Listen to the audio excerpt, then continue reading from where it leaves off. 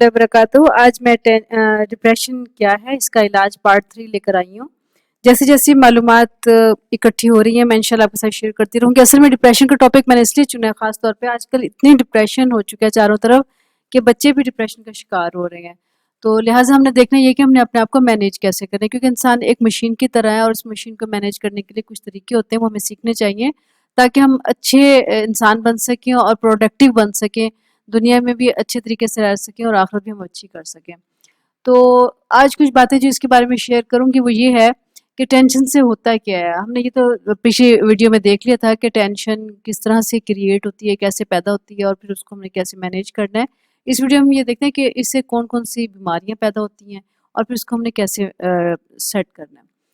Tension سے دل کی بیماریاں ہوتی ہیں، شوگر ہو جاتا ہے، بلڈ پریشر ہو جاتا ہے، اور اس کی دو بڑی وجوہات ہوتی ہیں ٹینشن کی جو میجر ہوتی ہیں۔ ایک تو یہ ہوتی ہے کہ جو میں چاہتی ہوں وہ ہو جائے، تو اور دوسرے نمبر پہ یہ ہوتا ہے کہ کیا ہو رہا ہے، یعنی جو میں چاہتی ہوں وہ ہو جائے، جب وہ نہیں ہوتا تو ٹینشن ہوتی ہے۔ دوسرے نمبر پہ کیا ہو رہا ہے اور کیوں ہو رہا ہے، تو ان دونوں کی اگر میچنگ نہ ہو تو پھر ٹینشن ہو جاتی ہے۔ تو اس کا کیا حل ہے؟ خود کو تبدیل کریں نہ کہ دوسروں کو۔ یہ آسان ہے کہ نہیں، خود کو تبدیل کرنا تو بہت آسان ہے، ہم دوسروں کو نہیں تبدیل کر سکتے۔ پھر اس سے کیا ہوگا؟ ہمیں ٹینشن نہیں ہوگی۔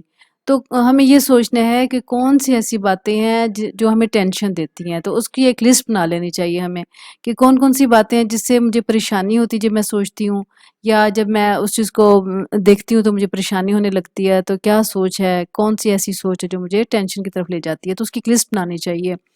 تو پھر دیکھنا چاہیے پھر اس کا حل کیا ہے، اس کو ہم کیسے اس بات سے ہم نکل سکتے ہیں۔ تو اس کا ایک ہی حل ہے کہ خود کو ہم تبدیل کریں نہ کہ دوسروں کو تبدیل کریں۔ نمبر ایک دوسری بات یہ کہ ہمیں ضد بھی نہیں کرنی چاہیے، یعنی کوئی کام اگر نہیں ہو رہا تو اس کے لیے اتنا سٹریس لے لینا کہ نہیں بس مجھے تو کر کے رہنا ہے۔ اگر نہیں ہو رہا اٹ مینس کہ اس میں ہمارے لیے کوئی بہتری ہے، نہیں ہو رہا تو چھوڑ دیں ایک حد تک اس کی کوشش کر کے۔ اپنے مائنڈ کو ہمیں چینج کرنا چاہیے اور دوسروں کو نہ کہ دوسروں کو تبدیل کریں۔ دنیا آپ کے حساب سے نہیں چلے گی، یہ سوچ لیں۔ یعنی جو میں چاہتی ہوں ویسے نہیں ہوگا، میرا کسی پہ کوئی اختیار نہیں ہے، میرا خود پہ اختیار ہے۔ یہ پہلے ذہن میں اچھی طرح بٹھا لیں کہ مجھے خود کو چینج ہونا ہے، مجھے دوسروں کو چینج نہیں کرنا، کیونکہ میں اس کی مکلف نہیں ہوں، میں دوسروں کو چینج کر نہیں سکتی ہوں۔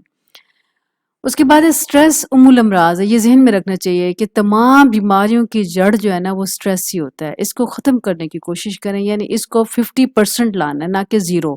یعنی سٹریس کو ختم کرنے کے لیے ہم نے اس کو 0 پہ نہیں لانا، تو یہ نارمل طریقہ نہیں ہے، بلکہ 100% جو سٹریس ہے اس کو ہم نے 50% پہ لانا ہے۔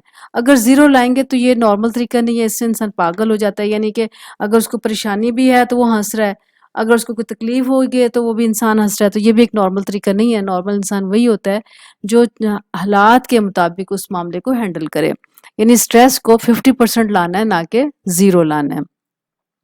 سٹریس کو کم کرنا ہے، اس میں اصل میں ہوتا ہے یہ کہ جب ہم سٹریس یا ٹینشن لیتے ہیں نا، ایک ہارمونز ہوتا ہے ہماری باڈی میں، وہ نکلتا ہے، اس کو کہتے ہیں ایڈرلین ہارمون۔ تو ایڈرلین جو ہارمون ہوتا ہے یہ نکلتا ہے جو کہ ہمارے بلڈ میں شامل ہو جاتا ہے، اور بلڈ میں شامل ہو کے پورے باڈی میں گھوم جاتا ہے، جس کی وجہ سے مسائل کھڑے ہو جاتے ہیں۔ تو یہ ہارمون کب نکلتا ہے ہماری باڈی میں؟ تب جب ہم ٹینشن لیتے ہیں، اوور پریشان ہوتے ہیں، تو پھر اس سے جو ہوتا ہے نا بیماریاں بھی لگتی ہیں اور پھر ساتھ ساتھ بلڈ پریشر بھی ہائی ہونے لگ جاتا ہے۔ تو اس کا بہترین حل کیا؟ حالات کے مطابق خود کو تبدیل کریں، تو سٹریس نہیں ہوگا بلکہ ہیپینس ہوگا انسان کو۔ یعنی جیسے جیسے حالات ہوں، اگر پریشانی کی ہے تو اللہ سے دعائیں مانگنی چاہیے، اللہ تعالیٰ اس سے مدد مانگنی چاہیے اور حالات کے مطابق خود کو تبدیل کر لینا چاہیے، تو اس سے سٹریس نہیں ہوگا۔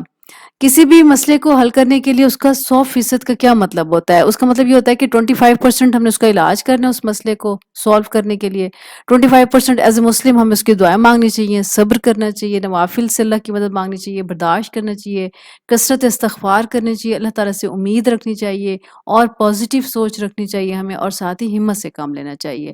تو 50% ہو گئی انسان کی کوشش، ٹھیک ہے، اور 50% کیا ہوگا؟ معاملہ اللہ پہ چھوڑ دینا چاہیے۔ بس کوشش کرنا انسان کا فرض ہے، اور باقی رزلٹ تو اللہ کے ہاتھ میں ہوتا ہے۔ اللہ تعالیٰ جو چاہتے ہیں وہی کرتے ہیں، اور جو انسان کے لیے بہتر ہوتا ہے اللہ تعالیٰ وہی کرتے ہیں۔